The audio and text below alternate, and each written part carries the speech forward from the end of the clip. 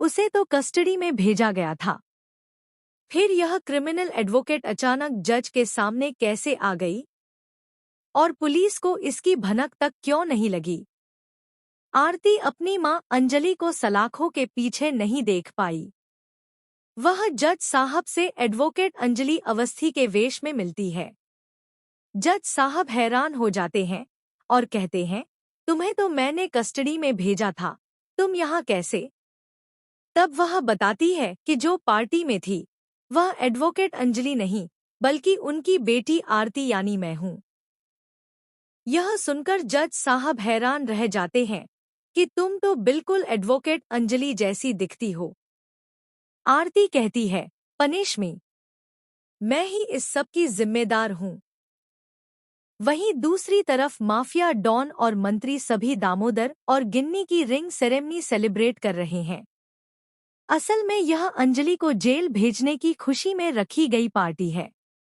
युवराज ठाकुर अपने ससुर जी की तारीफ करते हुए कहता है, क्या केस लड़ा है आपने? चारों तरफ आपके ही चर्चे हैं। अभय भी तंज कसते हुए कहता है कि आपने किसी को धोखा दिया है।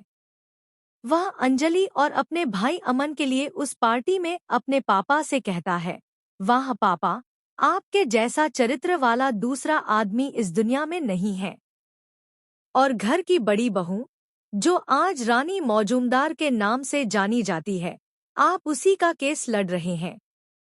अभय आगे कहता है, बधाई हो पापा, लगता है आप भूल गए कि आपके छोटे बेटे की मौत के जिम्मेदार यही युवराज ठाकुर और काव्या ठाकुर हैं और आप उनका केस लड़ रहे हैं। अंजलि आरती की वजह से जेल से बाहर आ जाती है। बाहर आकर आरती प्रायश्चित करती है। वह एडवोकेट अंजलि अवस्थी से कहती है, आपको जमानत मिल चुकी है। अब आपकी बारी है गुनहगारों को चुन चुन कर सजा दिलाने की।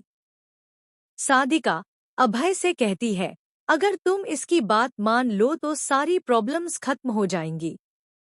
यह घर हमें दोबारा वापस मिल जाएगा।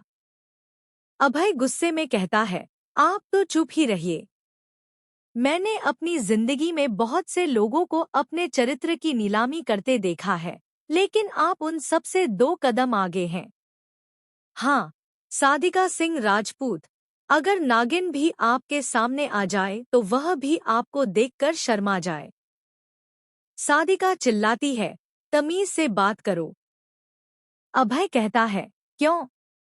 बताइए, इस गिन्नी को आप ही लेकर आई थी न यहाँ मेरे प्यार की डील करवाने के लिए? इसी बीच पंकज कहते हैं, अग्निशिखा, अपने हाथ में धनुषबाण थाम लीजिए, प्रत्यंचा चढ़ाइए और आघात कीजिए। लड़िए और अपने दुश्मनों को तबाह कर दीजिए। इस नए युग में एक नए कुरुक्षेत्र का निर्माण कीजिए। एडवोकेट अंजलि महक को फोन करती है और कहती है, थोड़ी ही देर में हम प्रेस कॉन्फ्रेंस करेंगे और तुम्हें वहां रहना पड़ेगा, महक, क्योंकि तुम्हें ही पता है कि वे लोग तुम्हें कहां कहां लेकर गए थे और तुम ही जानती हो कि यह रैकेट कहां कहां एक्टिव है।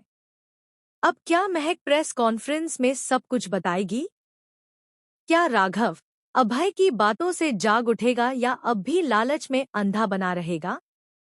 क्या महक और राघव मीडिया के सामने प्रकाश और युवराज की पोल खोलेंगे?